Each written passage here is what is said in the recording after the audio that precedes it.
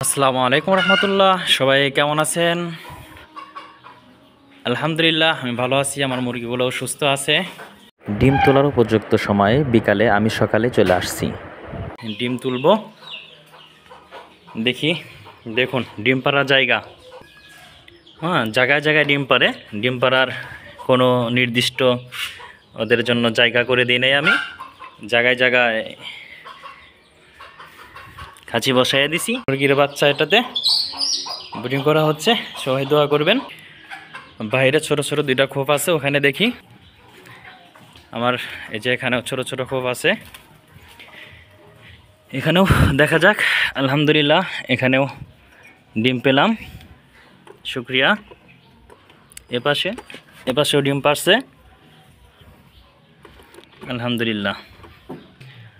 আর একটা আছে, দেখি এটা তো আছে কিনা, দেখে নেওয়া যাক। আছে মুরগি মনে হচ্ছে ভিতরে, আর একটা আছে।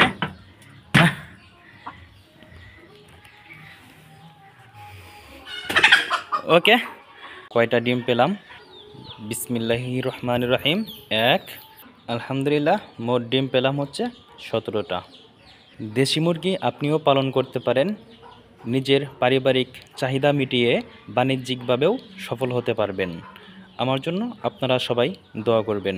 আল্লাহ হাফেজ।